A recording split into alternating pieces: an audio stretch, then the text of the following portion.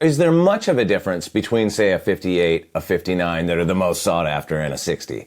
Well, 58s tend to have larger necks. The necks were just a little bit fatter. This one's not too big. Because you remember, like in 1958, they split the year. So there were gold tops with PAF pickups for about half the year, and then they switched over to sunburst. Actually, Slash owns the first 58 sunburst standard in the Ledger. He bought it in the 90s, like early 90s, and up until very recently, there wasn't really a way to tell, when these things were made. And they have now access to most of the Ledger. The 59 is still missing. So the difference between a 58, a 59, and an early 60 is not that much.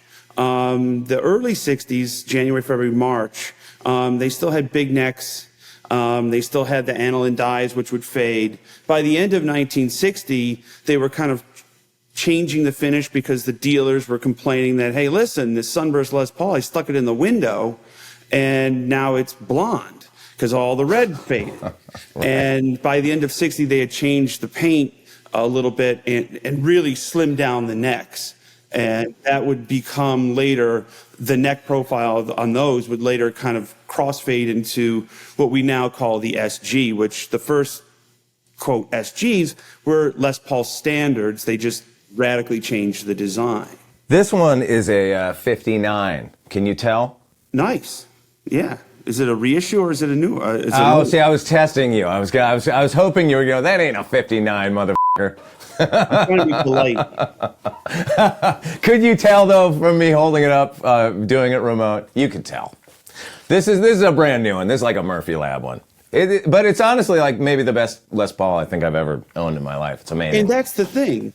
You can go out and buy, we're about to do this. You'll see it on the interwebs. We're about to do this with Reverb.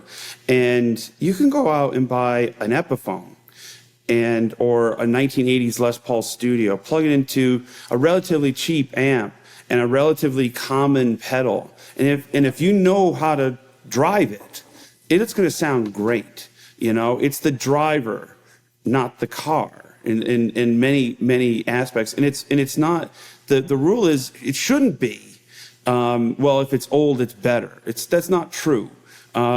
It's whatever guitar or amp or any of it speaks to you. So if this thing speaks to you and it makes you want to pick it up and play it, it doesn't have to be old. It could be literally made 2 weeks ago. And that's the great thing about guitars.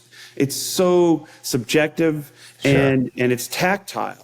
And it's one of the most tactile instruments on the planet because I can hand this to you and you're going to sound like you, and you can hand that one to me and I'm going to sound like me. I'm just going to turn the dials and the tone knobs and whatever until you get the sound in your head.